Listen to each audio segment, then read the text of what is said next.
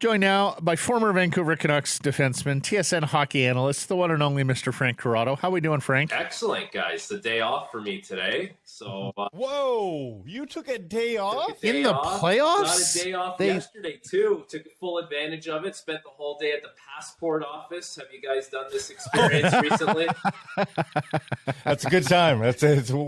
Yeah. Congratulations on your day off. It's riveting because you wait in one line for 2 hours. And then you get to the person who helps you out. The person's great. And then they send you to another line where you wait there for 1 hour. And then you finally do it. So that's half as long, though. That's good. And here's the thing. It's actually gotten better. Yeah, exactly. Over the last 10 to 15 years. It gets better when you're there, too, because in the second line, you get a chair. Wow. That's the kind of luxury you can't even put into words. Take the load off. Yeah. Yeah. But guys, think of this. People used to do that without smartphones. Oh my God. I couldn't get through how that do you experience amuse without a yourself? smartphone. There's no way. There's just no, and AirPods, forget about it. Oh. Okay, so what's your game of choice? You need to burn 2 hours. What mind-numbing game do you? I've got mine's threes. It's an old game nobody probably knows about, where you connect ones and twos and make threes, and you got and it compound, the numbers compound. No. Also, there's another game called 100 now, where you just quickly have to count to 100 and all the numbers are jumbled up. I numb my mind with these two games. Apparently you're playing phone games still. I actually went with the old school Temple Run. I don't know if you're familiar with Temple Run, where you have to go through the maze and you got a guy and it gets faster and faster. Yeah. There's another game called Two Cars. It's like that. Yeah, absolutely. Yeah. Matt doesn't play these games, I don't think. I was going to say, I have an insatiable appetite for knowledge, so I simply read. That's why you're smarter than us. I know, it's very boring. I just read.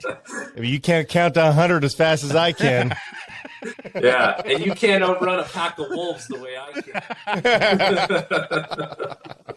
Luckily, I still know that 1 + 2 = 3. Yeah. Yes. Frank, how surprised are you that Boston is out and that Seattle and Toronto are through the second round? Okay, I'm not as surprised about the Leafs. I thought they would beat Tampa Bay if they did what they needed to do, and they did. The thing that surprised me about the Leafs is the fact that Samsonov flat out outplayed Vasilevsky. Like, I thought it was going to be one of those things where they really had to beat Vasilevsky. It was going to be so hard, and it came right down to the wire maybe, and Samsonov was going to be good enough. I didn't really have, the Leafs goalie outplaying the Lightning goalie on my bingo card. As far as the other two teams, though, when it comes to Seattle, they're a good team. I think it's time people start giving them their flowers and pay attention to what they're doing, because they do it by committee, but their committee is deep. They go deep into their lineup, and they have scoring, and they have guys who, they're just kind of tough to play against. It seems like they're always on you. There's no free passes, and this is a good little test. We always used to do this in video sessions, right? Coach will pause it and be like, how many of your jerseys do you see in the screen right now? I don't know, 1 or 2. He goes, exactly. How many of the other teams do you see? And it's 4, 5. Seattle's like that for the majority of the game. They just play with a lot of support, which I really like. And even it's you knock out their best player in Jared McCann, who had the most points, 40-goal scorer this year. No problem. There's Eberle, there's Bjorkstrand. They just, I feel like on a team like that where there is no superstar power, everyone has bought into this certain way of playing where it's we all need to do this together, and we understand that if we're going to have success, everyone needs to be on the same page. So they've done a great job of that. The Boston thing, if you watch them play leading up to the playoffs, I still thought for sure they would beat the Panthers. Absolutely. Even if guys were injured, even if they weren't playing at their best, because there were stretches throughout the second half of the season where you're watching Boston play all right, it wasn't the best game, but man, they found a way to win. And there's a bunch of gamers there, and they know how to manage games. They did not manage games in the first round. I think it was game 5. 3 out of their 4 goals came off turnovers, where it was turnover, something happened, it's in the back of the net, short order, right? And then the other goal, I think it was the 4th goal, went in. There was a 4th liner, Lauko, who takes a penalty off a face-off and then sends Florida to the power play. And you're dude, what are you doing? You guys just scored. So, they made a ton of self-inflicted mistakes. Now, at the same time, we just saw it in game one with Florida and the Leafs. Like, Florida will force you into that. Like, they play a really up-tempo kind of game. They forecheck really hard. They force you into mistakes. But I thought for sure Boston would be able to deal with that just because of the veterans they have, the experience that they've been through. You have guys in that locker room you can really lean on, to get you through some kind of gnarly situations on the ice. I didn't see that happening. But yeah, good for Seattle, good for Florida. It's great stories, and it's made a great storyline for the playoffs. I want to follow up on Seattle for a second, Frankie, because as you mentioned, they're all over you at all times. Our buddy Dave Tomlinson mentioned this the other day when we had him on the show. Because they have no stars, the shift length there is incredible. How short they all keep their shifts, particularly the forwards in on the forecheck. Like, you watch a guy go in, forecheck, hit somebody, and then turn around, go back to the bench. Like, literally a 15, 20-second shift. I know short shifts in the playoffs, it's kind of cliche, but is Seattle taking it next level? Is Seattle doing it a little more strategically than the next team? Perhaps. And I understand when you have superstars, those guys are going to be on the ice longer. Like, I'll do Leaf games here, and I look at some of the shift lengths, and Morgan Riley's one of those guys. He's like, on average, he's 52 to 55 a game. And I remember playing, I was like, if I'm out there for 52 even once, I'm like, I'm out there a little too long. I like 40 to 45 was always my kind of wheelhouse. But this is one of the things, like, when it comes to shift length that coaches will talk about. It's be a one zone kind of player, let's say. Like, if you just spend 25 to 30 in your own zone, you think you're going to go to the offensive zone and get anything accomplished in the next 25 seconds? No, you're not. Time to change, let someone else. And the more everyone kind of buys into that, then you realize, wait, I'm actually playing in the offensive zone quite a bit now, because that's the way our rotation's going, and everyone's fresh and everyone's got good energy. So I can appreciate that. And it just goes to show you, like, when everyone's on the same page, how much you can accomplish. And we're doing this thing right now where we're talking about storylines, we're talking about star players, and it's really juicy, right? Like, it's juicy to talk about Draisaitl, how good he is, and Matthew Tkachuk, how good he is. Ultimately, you know what has success? It's not necessarily these juicy storylines about star players. It's kind of like the boring, mundane stuff, like third liners pitching in, or a real strong team effort, or a D-core that just knows how to play. Like, they're just veteran savvy, or not even veteran savvy. They just play really smart. It's just, there's not a lot of meat on that bone, but that's the kind of stuff that really is having success. So look at Seattle's like that. For me, the Vegas Golden Knights are like that.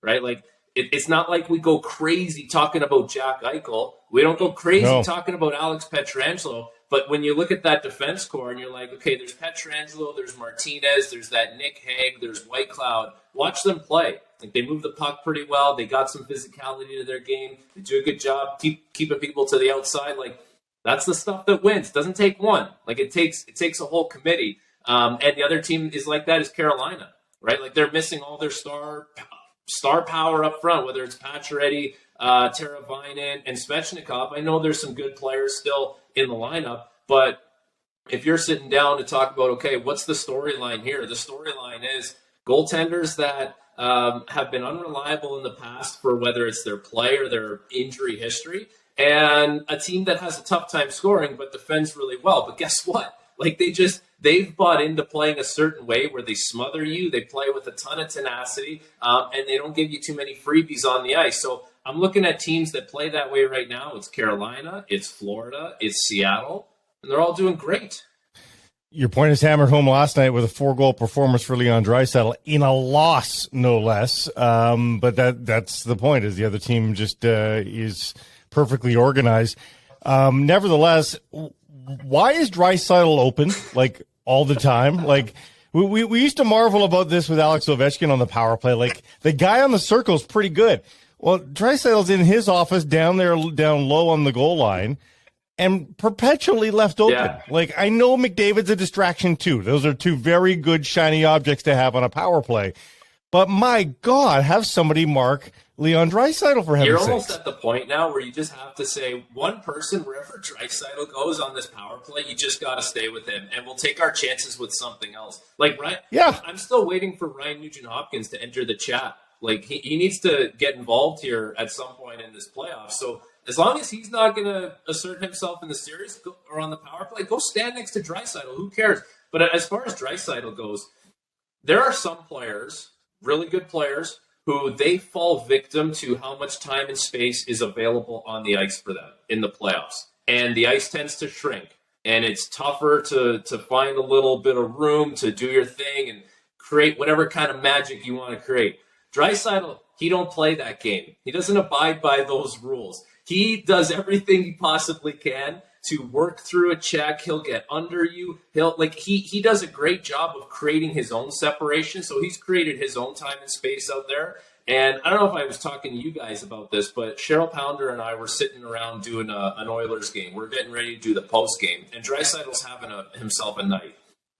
And we're thinking, like, who is this guy? Like, who do we know him from in the past? And we were like, okay, it's kind of like Yager, where Jaromir Yager, he just kind of like stick his caboose out and he'd protect the puck, and you couldn't get it off him. Like, you just couldn't. Like, you cross-check him, you hack and whack him. It's like, no problem. And Draisaitl plays like that all season long. It's not like he has to do this now for the playoffs. Like, he's been playing that game for 82 games. And then we were also like, well, he plays a lot on his backhand, too, and he makes a lot of nice passes. And it's like, Henrik Sedin did that really well. So this guy's like, he's unbelievable.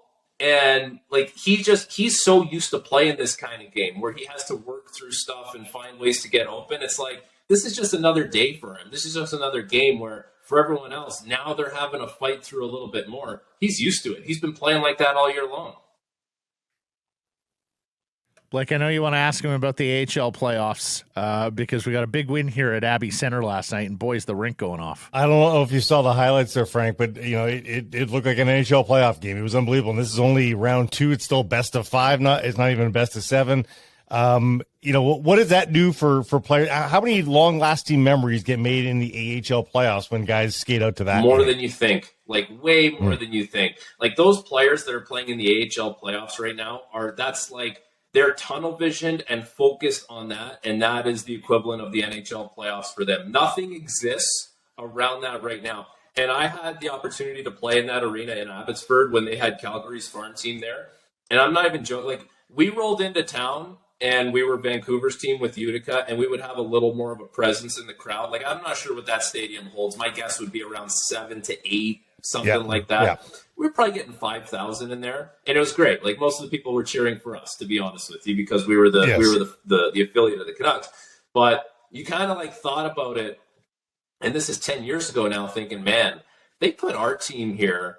Like, this would be pretty cool. Like, people would really support this, and now you're starting to see it, which I think is awesome. But I remember like watching an Abbotsford game. Like, we would get it in the pre-scout, right? So we'd be sitting in Utica in our video room doing a pre-scout, and you look around, you're like, it's got to be 2,000 people there. Like, who's going to go watch the Flames affiliate in Abbotsford? But yeah, like, it is really cool memories, to be honest with you. Like, I still keep in touch with a number of players from our team that went to the finals in 2014, 2015. Like, we're not on a daily basis, but if something happens, like a milestone, or you see someone on Instagram, it's like, you just kind of pick up where you left off. And I think that's really cool. And this is that stretch. Like, there's a 2-month stretch here where if you're able to go from start to finish, where you're gonna create something that's gonna last with you a lifetime. We didn't even win.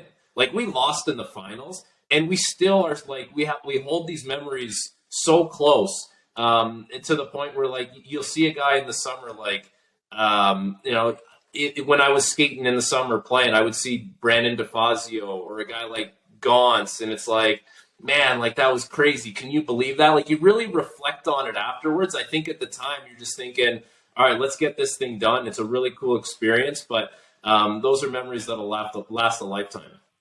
Losing in the finals is the chef's kiss around here. That's what the teams do. Memories. You know? That's right.